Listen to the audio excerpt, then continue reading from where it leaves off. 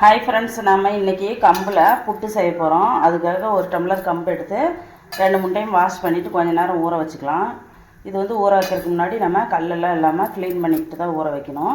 நீங்கள் அரிசி அரிக்கிற மாதிரி அரித்தாலும் சரி, இல்லை மரத்துலேயே ஒரு மாதிரி கல் இல்லாமல் நீக்கி எடுப்பாங்க. அந்த மாதிரி உங்களுக்கு எப்படி தெரியுதோ அந்த மாதிரி கல் இல்லாமல் நீக்கி எடுத்துக்கோங்க. இப்போ நம்ம வாங்க வாஷ் பண்ணிக்கலாம். இந்த மாதிரி தண்ணி சேர்த்துட்டு நம்ம 2-3 டைம் கழுவிட்டு நம்ம ஊற வச்சுக்கணும்.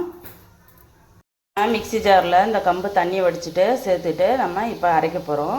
உங்களால் எந்த அளவுக்கு நைஸாக அரைக்க முடியுதோ அந்த மாதிரி அரைச்சிக்கோங்க. வாங்க அரைச்சிக்கலாம். பாருங்கள், மிக்சியில் சேர்த்துட்டு இந்த மாதிரி நம்ம அரைச்சிட்டோம். நமக்கு எந்த அளவுக்கு உங்களால் நைஸாக அரைக்க முடியுதோ அரைங்க. கொஞ்சம் குறைப்பாக தான் கிடைக்கும். நம்ம வந்து இப்போ இட்லி பானையில் தண்ணி ஊற்றி விட்டுட்டேன். இப்போ வந்து நம்ம மேல் துணி போட்டு நம்ம தண்ணியை கொதிக்க வைக்கணும். கொதிக்க வச்ச பின்னாடி அதுக்கப்புறமா நம்ம இட்லி துணி மேலே இந்த நம்ம அரைச்சி வச்சுருக்கிற கம்பை நம்ம பரவி விட்டு வேக வச்சுக்கணும். வாங்க தண்ணியை கொதிக்க வச்சுக்கலாம். இதில் சேர்க்கறதுக்காக நம்ம 4 ஏலக்காய் எடுத்து தட்டி இந்த மாதிரி எடுத்து வச்சுருக்குறோம். இது தனியாக இருக்கட்டும். இதுக்கு தேவையான நம்ம தேங்காய் துருவல்லேருந்து ரெடி பண்ணி வச்சுருக்குறோம். தேங்காய் துருவல்லேருந்து நீங்கள் துருவி ஏற்கனவே வச்சுருந்தாலும் சரி, இல்லை உடனே துருவி சேர்த்துக்கிட்டாலும் நல்லா தான் இருக்கும். தேங்காய் துருவல் இந்த மாதிரி நீட்டமாக துருவி எடுத்துக்கிட்டோம். புட்டுக்கு மாவு சேர்த்துட்டு நம்ம கம்பு மாவு மேலே ஒரு இட்லி துணியை நம்ம போட்டு வச்சுருக்குறோம். இப்போ வந்து வெந்துருச்சான்னு பார்க்கலாம். எப்பவும் மேலே இருக்கிறத மட்டும் பார்க்கக்கூடாது. இந்த மாதிரி நவுத்தி விட்டுட்டு ஸ்பூன் வழியாக உள் பக்கமாக இருக்கிறத எடுத்து நம்ம பார்க்கணும். இந்த மாதிரி உள்ளே இருக்குதுல்ல, இந்த மாதிரி உள்ளே இருக்கிறத எடுத்து இந்த மாதிரி தேய்ச்சி பார்த்தோம்னா உருண்டாக தான் நமக்கு வெந்துருச்சுன்னு அர்த்தம். இன்னும் வேகலது, இன்னும் கொஞ்சம் நேரம் வேகணும். இந்த மாதிரி உருட்டினோம்னா உருளணும். ஆனால் பாருங்கள், பெரியது இன்னும் வேகலை. அதனால் நம்ம மறுபடியும் மூடி விட்டுடலாம். பாருங்கள், நம்ம இப்போ தேங்காய் பூவையும் இது மேலே பரவி விட்டு மறுபடியும் இந்த துணியெல்லாம் அப்படியே க்ளோஸ் பண்ணி விட்டுருணும். இந்த மாதிரி க்ளோஸ் பண்ணி விட்டோம்னா கொஞ்சம் நேரம் விட்டோம்னா வெந்துடும். இது ஒரு 1/4 மணி நேரம் வேக வச்சிங்கன்னா போதும். ஆனால் நீங்கள் போடுற கம்பு மாவில் கொஞ்சம் ஈரப்பதம் இருக்கணும். அப்போ தான் ரெடி ஆகும். வர மாவை போட்டிங்கன்னா வேகாது. கொஞ்சம் ஈரப்பதத்தோடு போடணும். பாருங்கள், இப்போ வெந்துருச்சான்னு செக் பண்ணலாம்.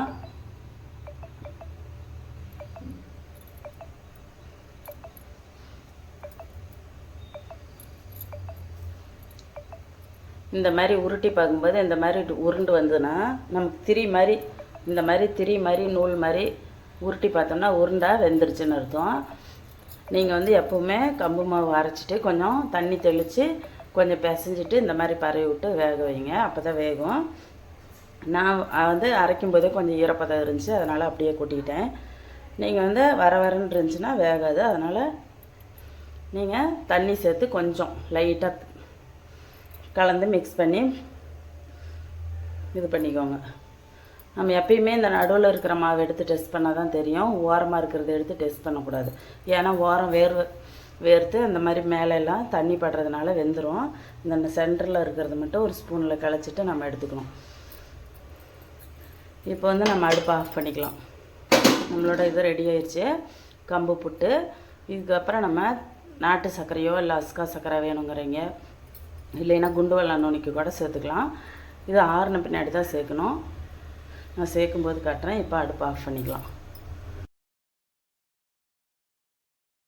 நம்மளோட புட்டு வந்து இந்த இட்லி பாத்திரத்துலேருந்து நம்ம இந்த பாத்திரத்துக்கு மாற்றிக்கலாம். இதை ஸ்பூனு கரண்டி இந்த மாதிரி ஏதாவது வச்சு எடுத்துக்கோங்க. சூடு ஆறிடுச்சுன்னா நீங்கள் துணியிலேருந்து அப்படியே மாற்றிக்கலாம். இந்த மாதிரி எடுக்கிறதுக்கு ஈஸியாக இருக்கும். நான் என்கிட்ட நெய் கொஞ்சமாக இருந்துச்சு, சேர்த்துட்டேன். இப்போ இடித்து வச்சா ஏலக்காயும் சேர்த்துக்கலாம். பாருங்க, நம்மளோட கம்பு புட்டில் நம்ம இன்றைக்கி வெள்ளை சர்க்கரை தான் சேர்த்துருக்குறோம். இந்த மாதிரி சேர்த்துட்டு மிக்ஸ் பண்ணிக்கிட்டோம்னா நம்ம சாப்பிட்றதுக்கு நல்லாயிருக்கும்.